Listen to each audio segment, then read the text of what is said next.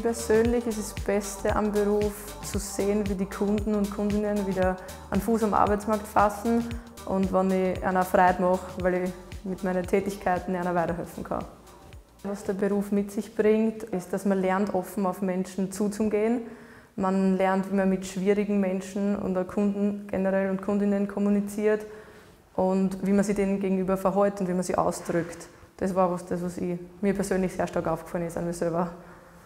Stressige Situationen können aufgelöste oder wütende Kunden sein, weil es um deren Existenzsicherung geht. Aber wir da alle, unser Team, wir nehmen das sehr gelassen, weil wir probieren ja auch nur eine Stütze für sie zu sein und nicht absichtlich was Schlechtes zu machen für sie. Belastungen im Beruf können sein, dadurch, weil man, wenn man Lehre macht, meistens sehr jung ist, dass ältere Personen so ein bisschen herabschauend auf einen zukommen. Und umgehen tue ich damit so, ich bin kein Mensch, der sich das zu Herzen nimmt. Das sollte man sich ja nicht in dem Beruf, weil Arbeit ist Arbeit und Privat ist Privat. Also die Lehrzeit beträgt einmal grundsätzlich 3 Jahre. Und zusätzlich gibt es noch eine interne AMS-Ausbildung, die findet teilweise in Linz statt. Es gibt verschiedene Abteilungen und ich bin halt in der Beratungszone, was wirklich nur um die Beratung und die Vermittlung geht für die arbeitslosen Personen. Die andere Abteilung, die Geldleistung, die rechnen die Anträge und kümmern sich um wichtige Dokumente wie Reisepass, Heiratsurkunden und so. Was mich bis jetzt am meisten überrascht hat in meiner Lehrausbildung war und ist auch noch immer, dass man so viel selber machen darf, weil es ja doch um ein heikles Thema geht, wie die Existenzsicherung für unsere Kunden und Kundinnen. Und man darf da auch als Lehrling selber sehr viel tun und es wird sehr viel anvertraut. Und am meisten Spaß macht mir das kollegiale, unterstützende Umfeld, dass ich immer, wenn ich Fragen habe, egal um was es geht, immer nachfragen gehen kann und ich brauche nie Angst haben, dass ich irgendwie eine Frage zu oft stelle.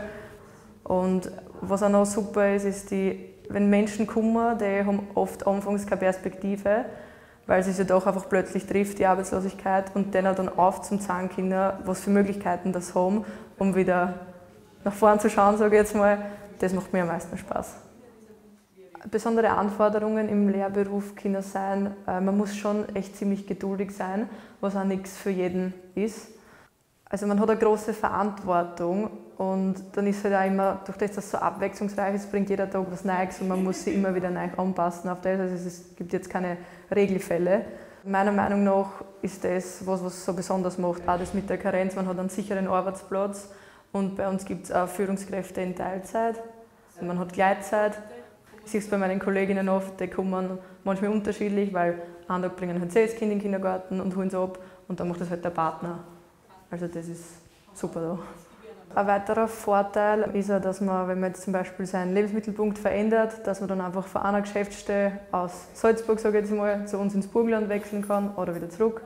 Oder auch, dass, wenn Stellen ausgeschrieben sind, ich von der regionalen Geschäftsstelle in die Landesgeschäftsstelle wechseln kann. Die wichtigste Eigenschaft, die ein zukünftige Personaldienstleistungskauffrau oder Personaldienstleistungskaufmann mitbringen sollte, ist Empathie. Wir verbinden Mensch und Arbeit und das sollte in der täglichen Arbeit immer wieder der zentrale Punkt sein und soll eigentlich jeden Tag aufs Neue immer wieder mit Leben erfüllt werden. Und was man auch nicht vernachlässigen darf, ich muss als Person schon sehr strukturiert sein. Ja, also ich muss mich auch selbst gut organisieren können, muss meinen Ablauf auch selbst gut planen können und sollte auch in schwierigeren Situationen jederzeit die Fähigkeit haben, einen kühlen Kopf zu bewahren.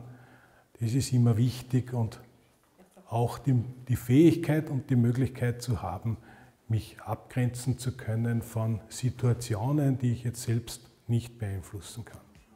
Also die Prognosen in dem Bereich als Personaldienstleistungskauffrau, Personaldienstleistungskaufmann sind sehr, sehr gut. Ich würde sagen, man braucht es jetzt nicht fürchten, wenn man in diesen Beruf ergreift, dass man nach Abschluss der Ausbildung keine Jobmöglichkeit vorfinden würde.